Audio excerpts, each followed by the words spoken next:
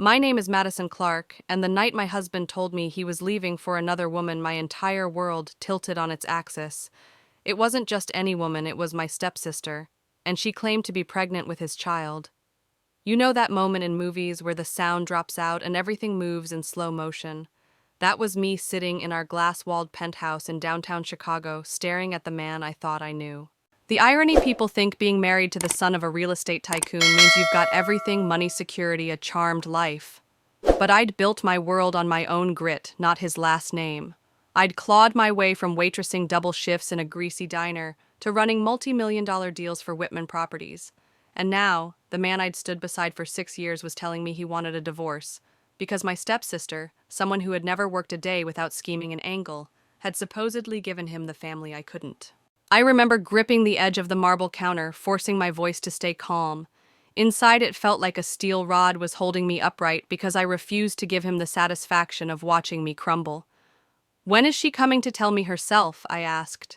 His eyes darted away. She'll stop by next week when you're off work." Off work. As if I could just step away from the empire I'd been helping build while he wandered through life without a care. That night I lay in bed staring at the ceiling, the city lights spilling through the curtains like silent witnesses.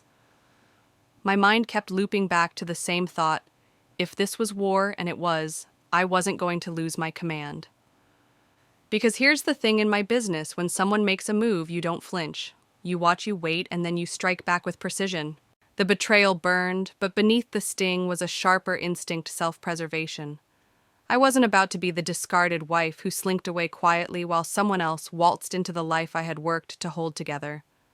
I knew how the corporate world worked, how whispers in boardrooms could turn into votes, and how quickly influence could vanish if you weren't careful. If I lost him, fine. But I would not lose my place at Whitman Properties. It's funny, pain sharpens you. It strips away the noise and leaves you with the clearest version of yourself. And as I lay there, I realized something: this wasn't just about love or betrayal anymore. This was about control. My life, my work, my future. I've learned that people will try to write your ending for you, especially when they think you're too shaken to hold the pen. But I wasn't going to hand mine over. And if you're still with me right now, you probably know exactly what I mean. Before I tell you how I turned the tables, I want to know: where are you watching from? Drop it in the comments. And if you want the full, unfiltered truth, make sure you subscribe so you don't miss the rest. Because trust me, this is just the first move in a game my stepsister thought she could win, and she had no idea who she was playing against. Chicago's skyline has a way of looking untouchable: steel and glass reaching into the clouds like nothing could break it. But I knew better. I knew that behind those shining windows, entire empires could crumble overnight. My own life felt exactly like that, glittering on the outside, but with hairline fractures spidering through the foundation. After Jason dropped his little bombshell, the days that followed were a strange blend of routine and raw disbelief. I still woke up at 5:30, hit the gym, downed my protein shake, and stepped into my power suit. I still rode the elevator up 42 floors to the Whitman Properties executive suite. But inside, I was playing a second, much more dangerous game. At work, no one could suspect a thing. In real estate, weakness is like blood in the water: it draws out predators. Our board members were savvy sharks, the kind who could sense hesitation in a handshake. And if they even sniffed that my marriage to the founder's son was falling apart, they might start whispering about whether I still belonged in my position. That's what people didn't get. My title wasn't a trophy Jason had handed me, it was earned. I'd brokered deals that pulled the company out of slumps, navigated property disputes that could have cost millions, and steered developments through messy zoning nightmares. But perception is a fragile currency, and I couldn't afford for mine to drop a single point. So I smiled in meetings, pitched confidently to clients, and pretended my nights weren't spent staring at the ceiling in our penthouse rehearsing every possible move. I couldn't shake the image of my stepsister Veronica strutting in with her designer bag and smug little smirk, thinking she'd already won. She didn't know Jason's charm masked a chronic disinterest in the very empire she was chasing. She didn't know the Whitman family didn't just hand over power, they watched, tested, and measured. And here's the kicker: Jason wasn't even close to the helm. He had an advisory title, sure, but the only real decisions he made were which golf club to join or which watch to wear to a gala. I'd been the one closing deals, directing expansions, and balancing budgets. If Veronica thought she'd just walk into a mansion and a bank account, she was about to learn that sometimes the crown isn't where you think it is. Still, I had to think bigger. Divorce wasn't just emotional, it was political. In our world, splitting from a Whitman meant lawyers' contracts, and most importantly, leverage. I needed my father-in-law on my side before Veronica even set foot in my home. That Thursday, I drove out to the Whitman estate in Lake Forest. The drive alone felt like slipping into another universe, tree-lined roads, wrought iron gates, sprawling lawns that whispered old money. My father-in-law, Charles Whitman, greeted me in his study surrounded by shelves of leather-bound ledgers and framed architectural blueprints. I told him everything. Not in a tearful, pleading way, but in the clear, controlled tone I used in boardrooms. Jason's affair, Veronica's supposed pregnancy, the request for divorce, my need to protect my position. Charles didn't react right away. He just leaned back, fingers, steepled eyes sharp under those silver brows. Finally, he said, "You are the best thing to happen to this company since I broke ground on my first tower. Jason, he's my son, but he's never had the fire. You do. And I don't care if you carry the Whitman name or not, you keep running things. I'll deal with him." Relief hit me like oxygen, but it came with a twist of sadness. This man valued the company over his own son. Then again, so did I. Driving back to the city, I replayed his words the way he'd dismissed Jason's role without hesitation. It was both validation and ammunition. Veronica could think she was marrying into the throne, but the king had already chosen his successor, and it wasn't Jason. That night, Jason barely looked up from the TV when I walked in. I watched him for a long moment, wondering how someone could throw away not just a marriage, but his own seat at the table. But maybe that's the difference between us. I build. He drifts. And now I had the silent backing of the man who actually pulled the strings. The board would follow his lead. My job, my projects, my influence, they were safe. If you've ever had to smile through a storm because you couldn't let anyone see you sink, you know exactly what this feels like. That's why I want to hear from you. Have you ever had to keep your personal life locked away just to protect your professional standing? Share it. Because sometimes those of us who look like we're on top are fighting battles no one sees, and the only way to win is to play them smarter than anyone expects. This wasn't over, not by a long shot. Veronica thought she was walking into a coronation. What she was really walking into was a chess match, and I'd just secured my queen. I didn't grow up anywhere near the manicured estates and penthouse suites I move through now. My earliest memories aren't of summer homes or country club brunches. They're of the clatter of dishes in the back of a roadside diner, the scent of burnt coffee, and my mother's tired hands counting out crumpled bills at the kitchen table. We lived in a 2-bedroom apartment above a laundromat in Joliet. The walls were thin, the winters brutal, and every creak in the floorboards reminded me we didn't own a single square foot of the place we called home. My mom worked 2 jobs day shift at a department store and nights cleaning offices downtown. She never complained, but I could see it in her eyes, that constant calculation of whether the rent, the utilities, and the groceries could all fit inside the same paycheck. From her, I learned 2 things. First, you never let anyone tell you what you're worth, you decide that yourself. Second, you don't wait for rescue. If you want out of the mess you're in, you fight your way out. She didn't have much formal education, but she taught me strategy without even knowing it. Like how to time your bill payments to keep the lights on just long enough for the next paycheck, or how to stretch a dollar until it practically begged for mercy. By high school, I was working weekends at that same diner. The first time I held a tip in my hand, I knew I was addicted to the feeling of earning my own money. It wasn't just about survival, it was about control. That crumpled $5 bill was mine. No one could take it without my say-so. College wasn't handed to me either. I pieced together scholarships, took night classes, and worked every spare hour. When I finally got my business degree, I walked across that stage knowing I'd built every step myself. I wasn't the smartest in the room, but I was the hungriest. That hunger landed me my first job in real estate, starting at the bottom, in a dingy little office that smelled like old carpet and burnt toner. My boss thought Madison from Joliet would just file paperwork and fetch coffee. Within 6 months, I was closing deals he'd been chasing for years. I saw angles others missed because I'd been trained my whole life to find cracks in walls and slip through them. So when people assume my position at Whitman Properties came from marrying Jason, it's almost funny. They don't see the 4 a.m. mornings, the 12-hour workdays, or the years of watching every penny.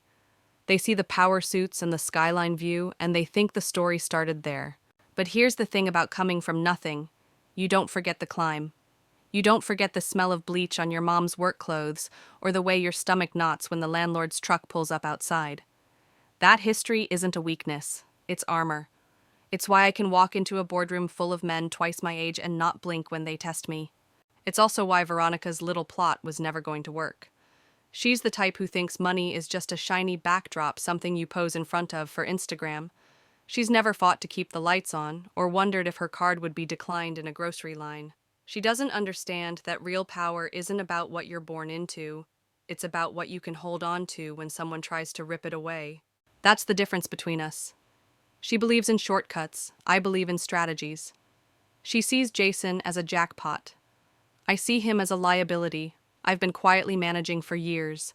And now that she's stepped into my world, she's going to find out that I don't just survive storms, I learn to steer them. If you've ever had people underestimate you because of where you came from, you know exactly how satisfying it is to prove them wrong. And I'd love to hear your story. What's the hardest climb you've made, and how did it change you? Drop it in the comments. Because for me, that climb from Joliet to Chicago's power corridors wasn't just about making it. It was training for exactly this kind of battle. And whether Veronica knew it or not, she'd just declared war on someone who'd been fighting uphill her entire life. Jason and I couldn't have been more different if we'd tried. I came into our marriage with a mental playbook, 5-year goal strategies for building wealth plans for the family we might one day have. Jason was raised in a house where plans were optional because money cushioned every fall. I still remember the first time I visited the Whitman estate. It wasn't just big, it was the kind of sprawling property you see in glossy real estate magazines, complete with a marble-floored foyer and a chandelier the size of my first apartment. Jason had grown up walking past that chandelier every day, so he didn't see it as remarkable. He'd tell stories about skipping school to jet off to Aspen with friends, or how his dad surprised him with a brand new sports car for his 17th birthday. And here's the thing, Jason isn't a bad man. He's charming in that easy, slow smile way, and people gravitate toward him.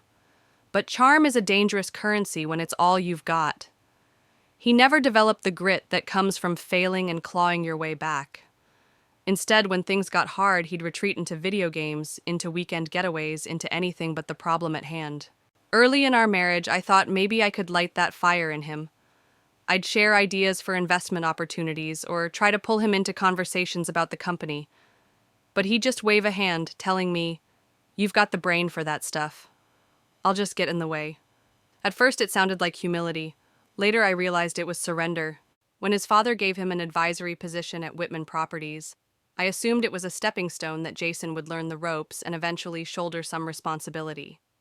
But weeks turned into months, and he barely showed up for board meetings.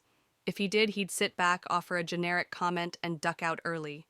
It was as if the title was just another shiny toy he didn't feel like playing with anymore. Meanwhile, I was grinding.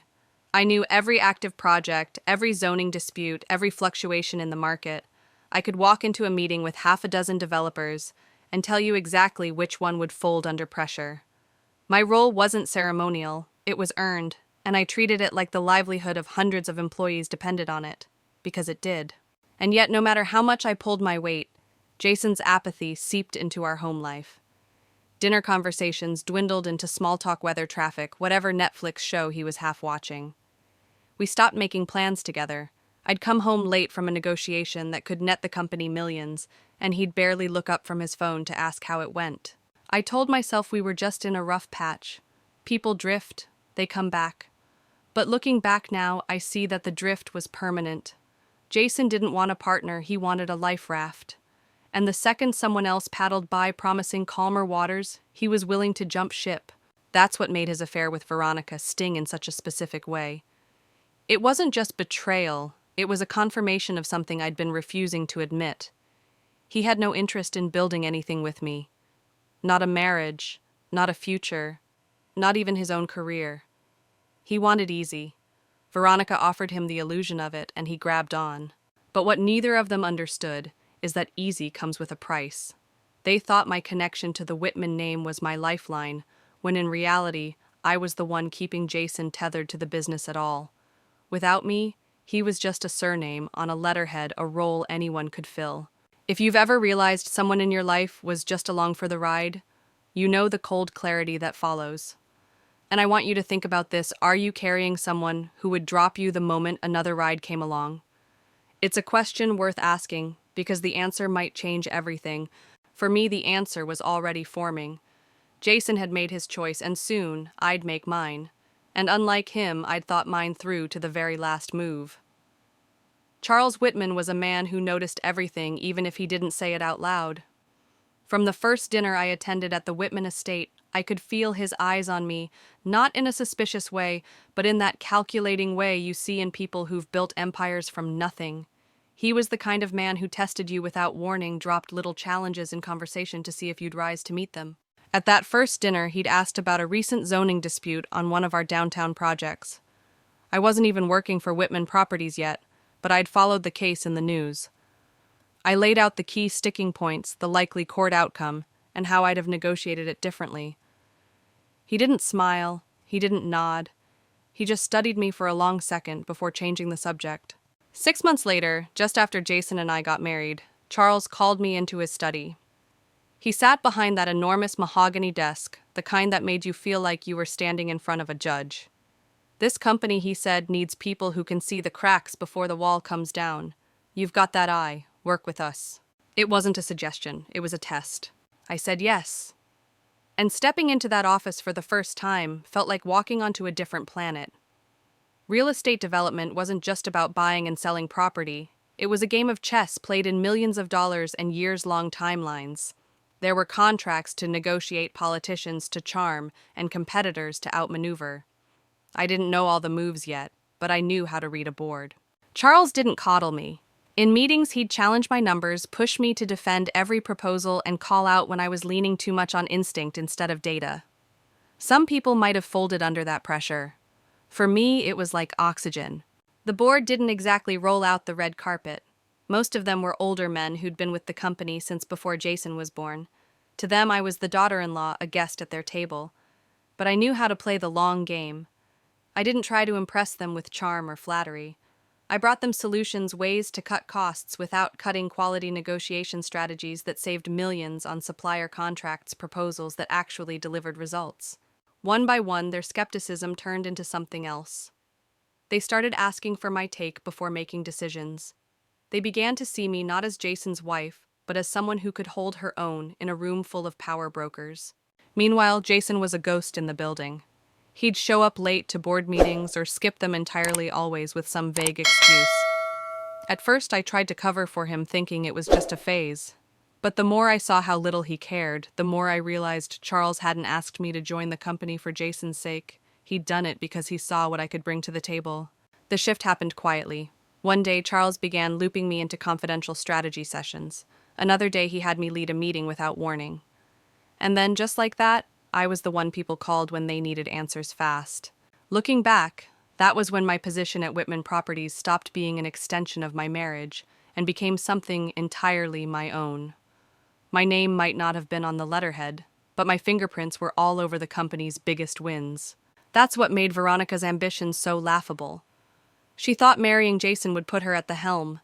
She didn't realize that the man she was chasing hadn't been steering anything for years. And maybe that's a reminder for anyone watching, don't assume you know who's really running the show. In business and in life, power isn't always where you think it is. Sometimes it's in the hands of the person quietly making things happen, while everyone else is distracted by the title on the door. By the time Veronica stepped into the picture, my place in the company wasn't just secure, it was vital. And she was about to find out that trying to edge me out wasn't just a bad idea, it was career suicide. If Veronica had been a storm, she would have been the kind that rolls in slow, just a thin dark line on the horizon that you think you can ignore until the sky cracks open above you. She'd been part of my life in an off-and-on way since my mother married her father when I was 16. Back then, she was already 3 years older, already more polished, already an expert at sizing people up for what they could give her. Her father didn't last 3 years into the marriage. He was gone, leaving my mom and me back where we started. But Veronica, she floated on chasing shiny things with the same restless hunger she'd always had. Her first marriage had been to a high-profile defense attorney. It ended when she was caught cheating with one of his clients, a scandal that played out like a courtroom soap opera. She walked away with a pile of alimony payments and a reputation that in certain circles was more infamous than glamorous. But Veronica didn't care about whispers. She cared about staying relevant. And when the money started to thin and the invitations stopped coming, she began scanning the horizon for her next opportunity.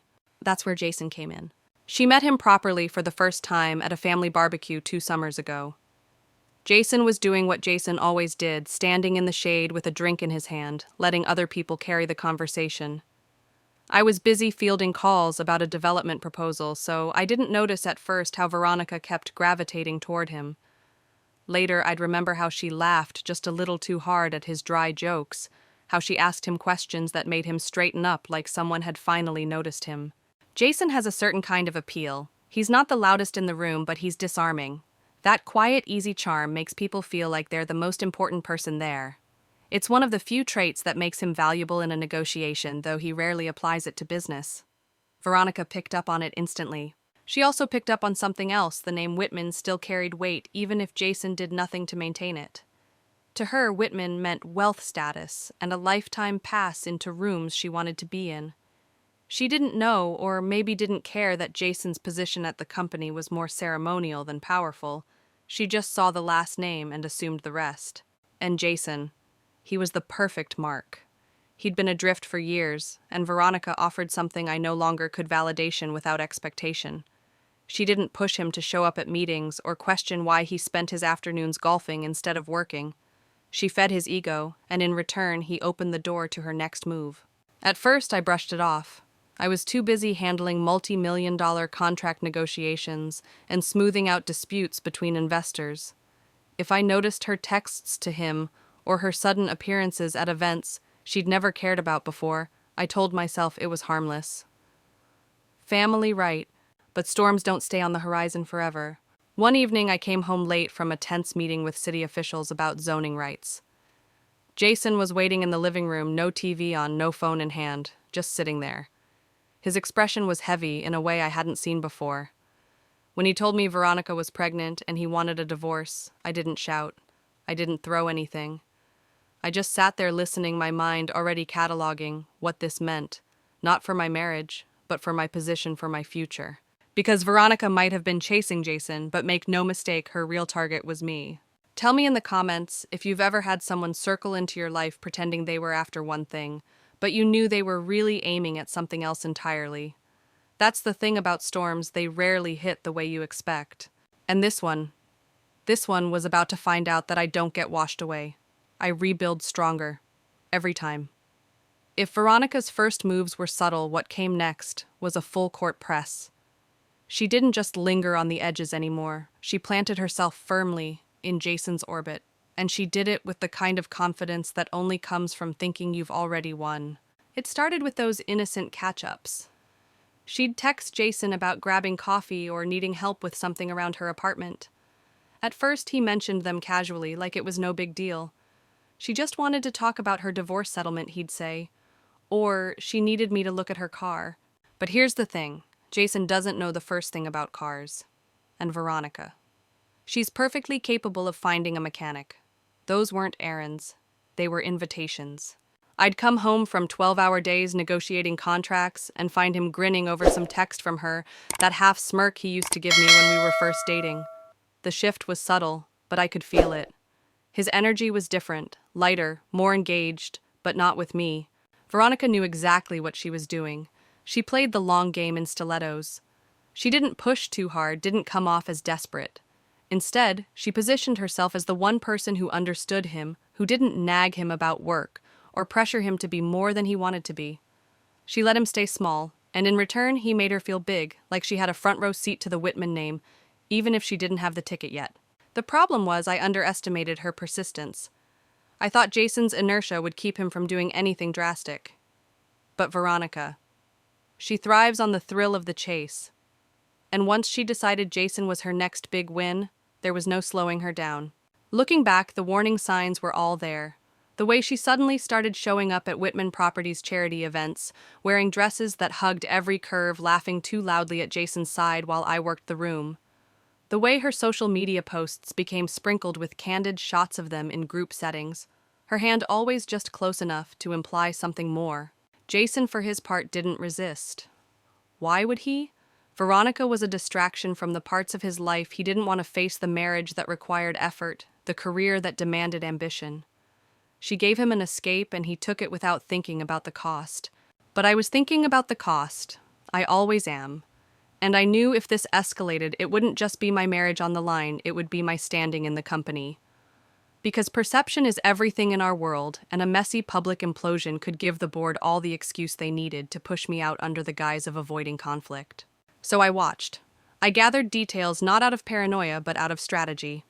You can't counter a move you don't understand, and I needed to know exactly what game she thought she was playing. The night Jason finally confessed was almost anticlimactic. I walked in from work, still in heels, my phone buzzing with follow-up calls from a high-stakes negotiation. He was sitting on the couch, the TV dark, looking at me with an expression I couldn't quite read. "Veronica's pregnant," he said. "It's mine. I want a divorce." There it was. No lead-up, no apology, just the verdict. For a split second I felt the sting, not because I wanted to fight for him, but because of the sheer audacity. My stepsister, who had failed upward her entire life, was now trying to cut me out of my own narrative. And Jason? He was letting her. But here's what neither of them understood: they'd just moved their queen into the open. And in chess, that's when you strike. If you've ever watched someone set up their own downfall, you know it's both infuriating and strangely satisfying. Drop me a comment if you've seen it happen, because this was the moment I knew exactly how I was going to play my next move. And I promise you, it wasn't going to end the way they thought. The hours after Jason's confession felt unreal, like I was walking through a fog with weights tied to my ankles. I went through the motions, answering emails, attending meetings. But every time I paused, his words replayed in my head. "Veronica's pregnant. I want a divorce." I wasn't naive enough to think this was just about love or family. I knew my stepsister too well. This was about positioning, about access. She wasn't trying to win Jason. She was trying to win what she thought Jason represented: the Whitman empire, the wealth, the status, the penthouse. What she didn't know was that she was building her castle on sand. Jason might have been a Whitman by blood, but he had no real power in the company, no control over its assets, and certainly no claim to the decision-making. I was the one who had Charles's ear. I was the one the board leaned on. And if I was gone, Jason's tether to all of it would snap overnight. But here was the problem: perception. Divorce can turn even allies into opportunists. If I didn't get ahead of the story, I risked the board, or worse, the press, deciding the drama was too much baggage for the company's image. I couldn't give them a reason to gracefully transition me out. So I did what I always do in high-stakes negotiations: I started by securing my allies. The next morning I drove out to Lake Forest and walked straight into Charles Whitman's study. The smell of leather-bound ledgers and aged wood filled the air, the room lined with architectural drawings from decades of developments. He was at his desk, glasses perched low on his nose as he read over a proposal. "Jason's having an affair with Veronica," I said. No preamble, no hesitation. She says she's pregnant. He wants a divorce. Charles set down his papers and looked at me for a long moment. I couldn't read his expression. He was a master at keeping his thoughts guarded. My mother-in-law, seated near the window, gasped. I could see the flicker of excitement in her eyes at the mention of a grandchild, but one sharp look from Charles silenced her. "You are the heart of this company, Madison," he said finally. "I don't care what Jason does. You keep running things. I'll handle him." It was the lifeline I needed, and it told me everything about where his priorities lay. Family mattered, but the company, the empire he'd built from the ground up, mattered more. If Jason was the weak link, Charles wasn't going to let him drag the business down bloodline or not. Driving back into the city, I felt something I hadn't since Jason's confession: control. I now had the quiet backing of the man whose opinion shaped the entire board. That meant I could walk into any meeting, any negotiation, and know my position was secure. Which meant the divorce was no longer about survival, it was about strategy. I started preparing like I would for any high-profile deal. I called Mia Torres, one of the sharpest corporate attorneys in Chicago. We went over every angle: property division, spousal support, potential PR fallout. She didn't flinch when I told her the other woman was my stepsister. If anything, it made her more determined to make the settlement airtight. The day of the negotiation, I wore my sharpest navy suit and walked into Whitman Properties' executive conference room as if I were leading a board meeting. The Atlanta skyline glistened outside the floor-to-ceiling windows, a view Veronica probably thought she'd be inheriting. She arrived on Jason's arm, her expression smug, her designer bag swinging like a trophy. Jason looked bored, as if this was just another errand to check off. They thought they were here to watch me lose. If you've ever walked into a room knowing you're holding cards, no one else realizes you have. You understand the quiet thrill I felt in that moment. That's why I want to know, have you ever been underestimated right before you proved everyone wrong? Tell me, because in less than an hour, Veronica and Jason were going to realize they weren't the ones in control. I was, and I'd been all along. The conference room had that deliberate, chill, expensive offices are known for: glass walls, polished mahogany table, and the kind of silence that hums in your ears. Veronica strutted in first, her heels clicking against the marble floor, her lips curled in a smile that wasn't really a smile at all. Jason trailed behind, his hands shoved in his pockets, wearing the same expressionless mask I'd seen 100 times when he didn't want to be anywhere. Mia, my attorney, was already seated beside me. She had that razor-sharp calm I admired in boardroom killers, the type who never raised their voice but could cut someone to pieces with a single sentence. She slid a thick folder toward me without looking away from our soon-to-be opponents. Veronica didn't waste time. "Let's just make this easy," she said, tossing her hair. "Name your price for alimony and I'll make sure you're taken care of. You can start over somewhere nice. Maybe something smaller, more manageable." The condescension in her voice was almost comical. She still thought she was here to negotiate my surrender. I didn't even glance at Jason. His presence barely mattered. This was between me and her. Mia's voice was silk with steel underneath. "Since you're offering, we'll be claiming alimony from both Jason and you, Veronica." Veronica's smirk faltered. "From me? I'm already paying my ex-husband." She snapped, her voice tightening.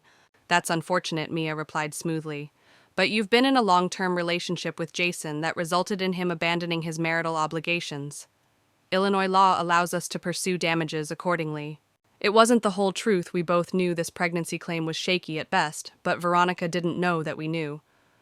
And the way her eyes flickered told me she was suddenly calculating how deep this was going to cut into her dwindling finances. Next came property division. Veronica leaned forward, clearly trying to regain footing. "The penthouse is Jason's family's property," she said, as if she'd just played her winning card. "It's not part of the split." Mia didn't blink. "The penthouse, along with the land it sits on, belongs to Whitman Properties. Company property. Occupancy is determined by the acting CEO. Jason's brows furrowed. "Wait, I thought it was Dad's." Mia turned to me with a small, knowing smile. "Madison, remind them who the acting CEO is." I looked directly at Veronica. "I am." My voice was steady, measured, like I was delivering quarterly earnings rather than gutting her fantasy. "Jason is an advisor. No executive power. Charles made me president when he retired." The silence after that was delicious. Veronica's face went pale under her makeup, her eyes darting between Jason and me like she was searching for a script that no longer existed. "An occupancy of company property," Mia added, "is offered to employees at market rate." She slid a paper across the table with the rental figure circled in red. It was a number that would make even high earners think twice. Jason's face fell. "My salary can't cover that." Veronica stared at the paper like it had personally betrayed her. She'd walked into this room thinking she'd secured herself a palace. Now she was staring at a lease she couldn't afford, and a man with no authority to comp it. Inside, I felt a steady, controlled satisfaction, not petty triumph, but the kind you feel when you've navigated a dangerous curve without crashing. Every move I'd made since Jason's confession had led to this moment, and now the board, the company, and my position were untouched. If you've ever had someone try to take something from you that you built with your own hands, you know the power of standing your ground. Share it in the comments. I want to hear your wins. Across the table, Veronica sat back, her confidence leaking out like air from a punctured tire. The game wasn't over yet, but her checkmate had just been ripped off the board, and she knew it. The air in that conference room felt different now, charged, but no longer tilted in Veronica's favor. She'd walked in thinking this was going to be a quick, victorious transaction. Now she sat stiff-backed, her hands clasped so tightly the knuckles turned white. Jason, as always, avoided eye contact with anyone. his gaze fixed somewhere on the glossy tabletop, as if pretending to be invisible would make him irrelevant to the conversation. Mia didn't waste the shift in momentum. She leaned forward, her voice smooth but unyielding. Given the financial realities we've just discussed, we'll also need to address alimony in a way that reflects Madison's contributions to both Jason's lifestyle and the Whitman brand. Veronica blinked. Her contributions? Yes, Mia said, unflinching. Madison's role as acting CEO has been the backbone of maintaining the public perception of stability in the Whitman family. Without her, Jason's connection to this company has no practical or financial leverage. I watched the words sink in. Veronica's eyes flicked to Jason like she was seeing him for the first time, without the glow of the Whitman name to blind her. That's when I realized she might be calculating something new, not how to win, but how to get out with minimal damage. But Mia wasn't done. As for the matter of support payments from Veronica to Madison, she continued, "We will pursue the maximum under Illinois law, citing her role in the breakdown of this marriage and the resulting professional risks to Madison." The lawyer across from us, Veronica's, cleared his throat, clearly not expecting this line of attack. "We're not agreeing to anything today. My client needs time to review." "That's fine," Mia interrupted lightly, "but every day you delay we proceed with filing, and this becomes part of public record. I doubt either of you wants the press digging into the details of how this situation unfolded." It was a clean surgical strike. Veronica prided herself on her image. She could tolerate whispers, maybe even rumors, but documented court filings that painted her as a homewrecker targeting a family empire, that was a stain that wouldn't wash out. I didn't gloat. That's not my style. Instead, I let the silence hang just long enough for her to feel the weight of it. Then I spoke my tone, calm but final. "Divorce is fine, Veronica, but you don't get to rewrite the rules while you're sitting at my table. You came for a life you thought I'd built for Jason. What you didn't realize is that I built it for myself, and I'm keeping it." Her lips pressed into a thin line. She didn't answer. Jason shifted uncomfortably beside her, probably wishing the floor would swallow him whole. We adjourned shortly after no final agreement signed, but the framework unmistakably clear. I wasn't being pushed out financially or professionally. They had to go back to whatever corner they came from, and figure out how to salvage what was left of their plan. Walking out of that room, I felt the way I do after closing a complicated real estate deal, exhausted, but buzzing with the satisfaction of having navigated every trap without losing ground. My heels clicked against the marble floor, each step a reminder that control once taken isn't something you give away. If you've ever walked out of a confrontation knowing you just secured your future, tell me about it.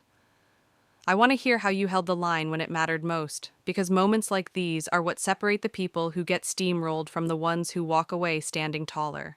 That day, I didn't just keep my seat at the table. I made it clear to everyone, including Veronica, that it had never belonged to Jason in the first place. And now, with their fantasy unraveling faster than they could patch it together, it was only a matter of time before the final collapse. They'd come for my life. They'd leave without even a chair to sit on. When the elevator doors closed behind me that day, I knew I'd just drawn a line Veronica couldn't cross without getting cut. The trouble was she didn't know how to back down. People like her don't admit defeat. They try to repackage it as a delay, a temporary setback before their inevitable win. Sure enough, within 24 hours, her social media lit up with carefully curated photos, brunches at upscale spots, a candid of her hand in Jason's, at some charity event captions, dripping with the implication that they were still very much a power couple. It was all theater, and I recognized it for what it was: damage control for her image. But the truth had already begun to seep through the cracks. Word spreads fast in Chicago's real estate circles, especially when it involves the Whitman name. I didn't need to push anything. I just let the reality settle in where it needed to. A well-placed conversation with a developer friend here, a casual remark to a board member there. The picture was already painting itself. Veronica had aimed high and landed flat on her face. Then came the part that almost made me feel sorry for her, almost. Mia discovered that the pregnancy wasn't just unconfirmed, it was fabricated. The timeline didn't line up, the details kept shifting, and by the time her own attorney quietly asked if she wanted to adjust her claims, the entire house of cards was trembling. Jason's mother, who'd been quietly thrilled about the idea of a grandchild, took it like a personal betrayal. But it was Charles's reaction that sealed Veronica's fate. I wasn't there for the conversation, but Jason told me later in one of the few moments he seemed genuinely embarrassed that his father had looked her straight in the eye and said, "You're nothing to this family." Once Charles shut the door, there was no opening it again. Without his goodwill, Veronica's access to the penthouse, the parties, and the thin veneer of legitimacy she'd been clinging to vanished. She was suddenly just a woman with mounting legal bills, no steady income, and a boyfriend whose salary couldn't even cover market-rate rent for their current home. And yet she tried one last move. She showed up at the Whitman estate unannounced, asking Charles to help her with the alimony payments she still owed her ex-husband. According to the staff, he didn't even invite her inside, just told her with that calm finality he was known for to find her own way out. A week later, she was gone, packed her things while Jason was out and left without a forwarding address. I didn't ask where she went, and I didn't care. The storm she'd tried to bring into my life had collapsed on itself, and the best thing I could do was let the wreckage drift away. Jason stayed behind at the estate, though not by choice. Charles stripped him of any meaningful role in the company, leaving him to push paperwork and attend meetings that no one expected him to lead. He'd gone from being the supposed heir to an afterthought, and in a way that was the perfect consequence. For me, the takeaway was simple. You can't stop people from underestimating you, but you can make sure they regret it. And I want to know, have you ever had someone try to write you out of your own story? How did you take the pen back? By the time the divorce papers were finalized, I wasn't just walking away with my career intact. I was walking away with proof that I could face betrayal scandal and an open attempt to steal my life, and still win. The penthouse was quiet when I came home that evening, the skyline blazing against the sunset. I poured a glass of wine, kicked off my heels, and let the stillness settle in. It wasn't victory champagne, not exactly. It was something better, the sound of a storm that had passed, leaving me standing exactly where I'd been before, only stronger. With Veronica gone, you'd think the tension would vanish along with her. But storms have a way of leaving debris, and Jason was mine. He didn't come to see me right away. For weeks, he stayed tucked inside the Whitman estate like a ghost, quietly clocking in for his now pointless administrative role, and avoiding the social circles where whispers about him and Veronica had already taken root. I didn't mind the absence. Distance gave me room to rebuild my own routines without the constant shadow of his indifference. Then one rainy Thursday evening, my building's doorman called to let me know Jason was downstairs. I almost told him to send Jason away, but curiosity won out. When I opened my apartment door, he stood there holding an umbrella, rain dripping from his coat, looking like a man who'd lost more than he knew how to name. "Can we talk?" he asked. I stepped aside, but only far enough to let him stand inside the entryway. The apartment, a clean, modern space in Midtown, was mine alone now. No reminders of the penthouse, no photos, no shared history cluttering the walls. Just glass, steel, and quiet. Jason glanced around, his hands shoved into his pockets. "This place, it's nice, peaceful." I waited. "I made a mistake," he said, finally meeting my eyes. "We could try again." The words landed flat.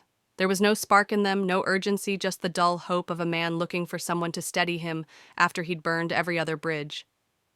I thought about the years I'd spent propping him up, about the boardrooms I'd navigated while he sat at home, avoiding calls, about the way he'd let Veronica walk into our lives without a fight. "You made choices, Jason," I said, my voice calm. "Not just with her. You checked out of this marriage long before she showed up. You didn't want a partner, you wanted someone to keep your life running so you didn't have to."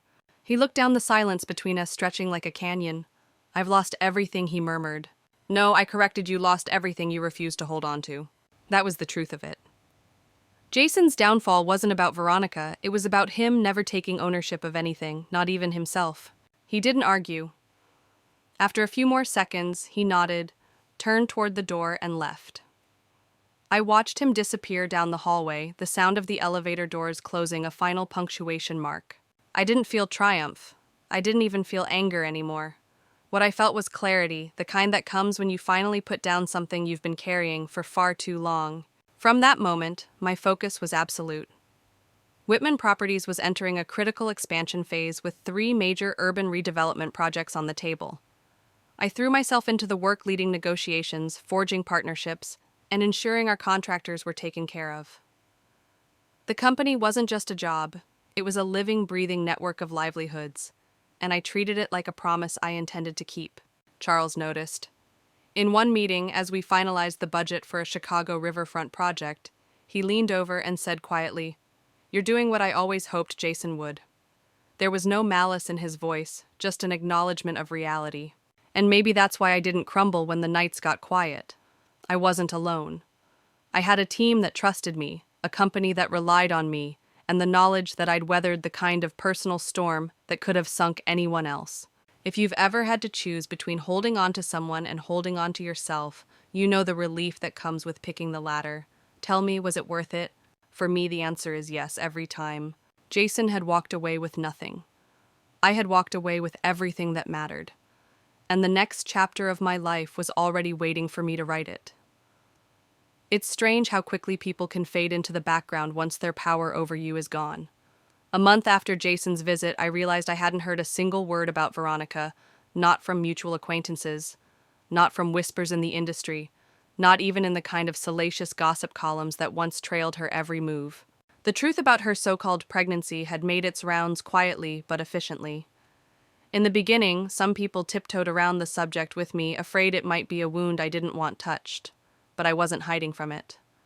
I told the story. Plainly, Veronica had lied to gain access to a life she couldn't maintain, and Jason had been willing to let her try until the fantasy crumbled. That candor did something unexpected. It turned the whole thing into a cautionary tale.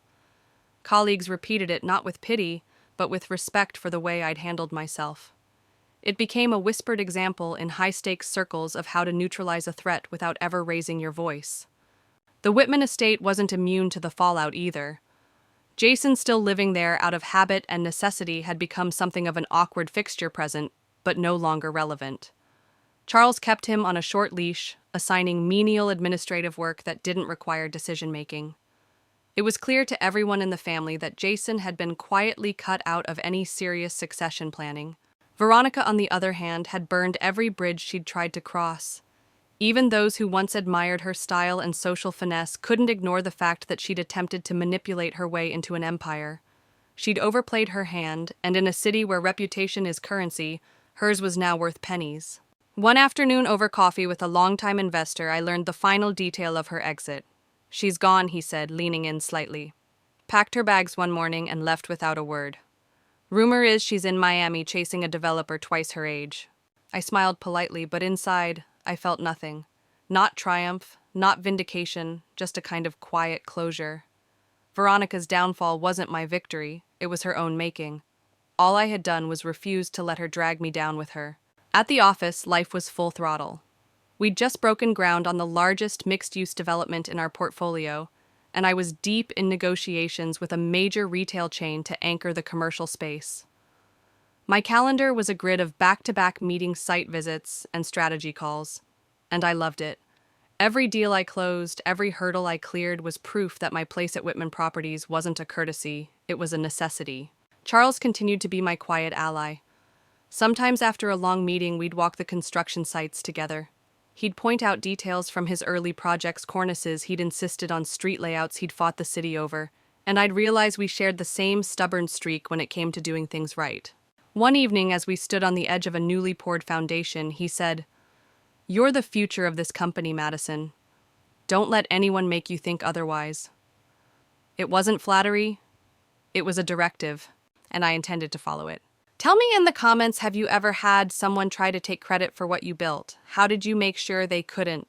For me, it wasn't just about protecting a position or a paycheck. It was about protecting the years of grit, sacrifice, and strategy that had brought me here. Veronica's exit and Jason's quiet demotion were just side effects of a larger truth.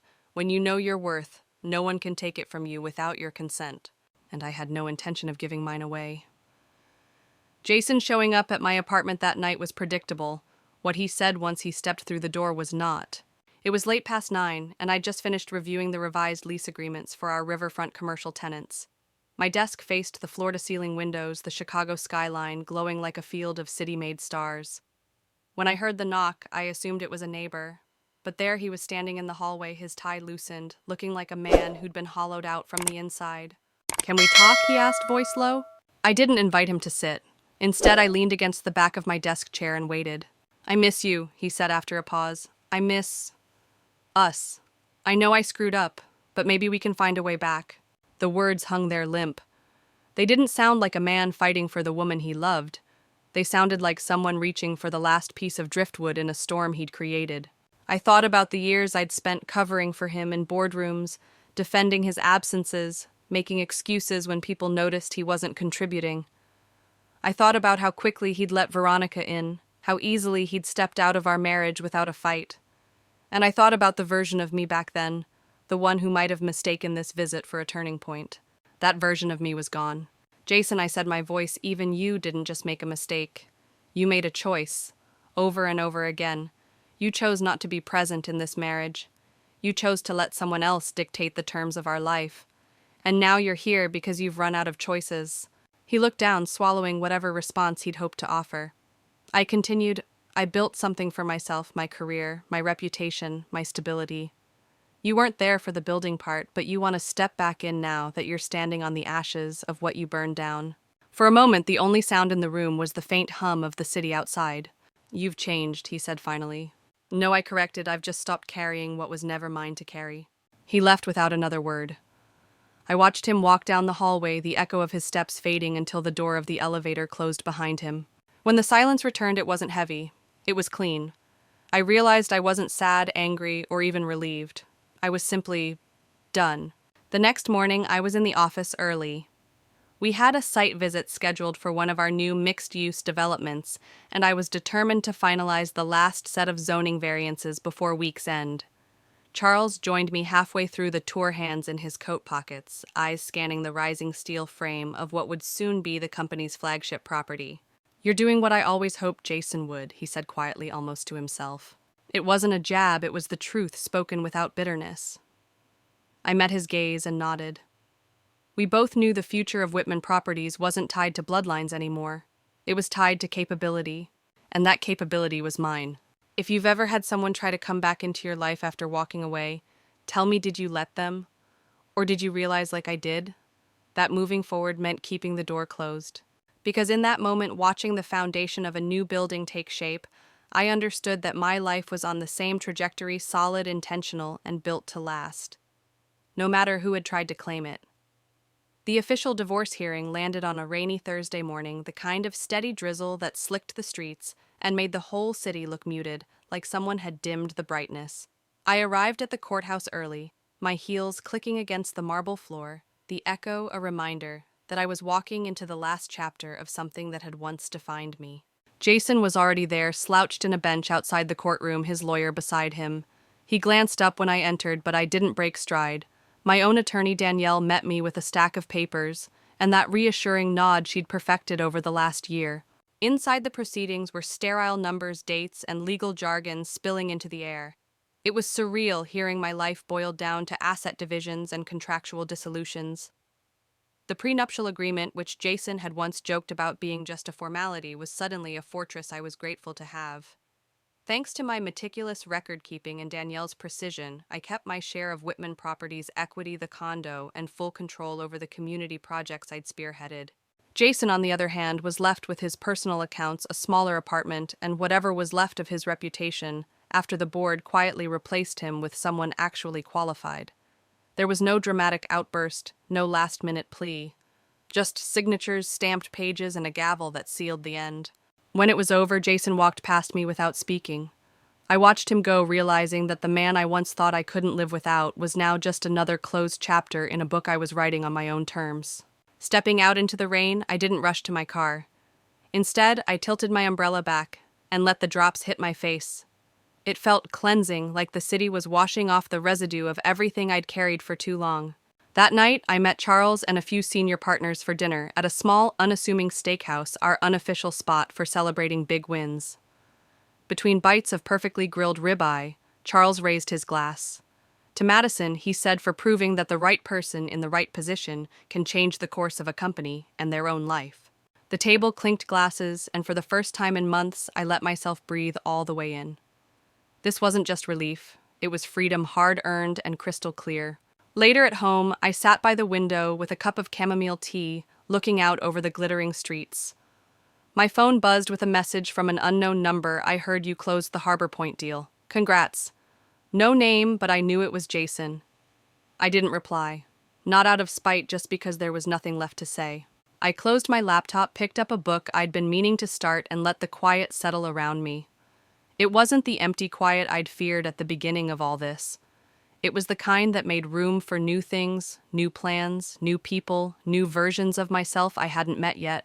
And if you've been here for the whole journey, you already know this isn't the end. It's just where this chapter closes. If you want to hear what happened when an unexpected player stepped into my life months later, changing everything again, stay tuned for my next story. Make sure you're subscribed so you don't miss it. Because trust me, the real twist hasn't even landed yet. For now, I was ready to step forward without looking over my shoulder. My name was still Madison Clark, but the woman carrying it was brand new. Life after the storm wasn't the whirlwind I'd braced myself for. It was quieter, simpler, and surprisingly sweet. I moved out of the glass-walled penthouse into a restored brownstone on a tree-lined street in Lincoln Park. The first morning there, I brewed coffee in my small but sunlit kitchen, the smell mingling with the faint scent of rain on brick outside, and I realized I hadn't felt this peaceful in years. The days began to take on a steady rhythm, mornings with black coffee and no agenda beyond the work I actually wanted to do, evenings with books, home-cooked meals, and the occasional long walk, just to watch the city lights ripple across the river. Somewhere in the middle of all this, I noticed something important. I didn't need to fill every silence anymore. I was learning to rest in it. Work shifted, too. I wasn't just pushing for deals to prove I belonged. I was choosing projects that built something lasting. Affordable housing developments, small business hubs, things that would outlive any corporate drama. Charles often joked that I'd gone from corporate gladiator to architect of legacies, and for once I didn't mind the label. As for my personal life, I didn't rush back into dating. Instead, I poured time into friendships that had weathered the chaos, reconnecting with people I'd neglected when life revolved around Jason's world. We'd spend Saturday mornings at the farmer's market, afternoons trying out hole-in-the-wall restaurants, and evenings laughing over wine in my living room. There were moments, of course, when the past flickered back a familiar song, an unexpected street corner, but they didn't sting the way they once did. They were just markers of how far I'd come. One evening, sitting on my front steps with a mug of tea, I watched kids play tag in the street, their laughter drifting in the warm air. And it hit me this was the real win. Not the contracts, not the titles, not even the revenge that had seemed so necessary at the start. It was the ability to choose the life I wanted and live it without apology. I'd fought for my name, my work, my place, and in the process, I'd found something better, my freedom. And maybe that's the part I hope you carry with you after hearing my story. That no matter how the ground shifts beneath you, you can rebuild not the life you lost, but the one you were always meant to have. The rain had stopped by then, and the street lamps cast a soft glow on the pavement. I went inside, closed the door behind me, and felt in the deepest part of myself that I was finally home.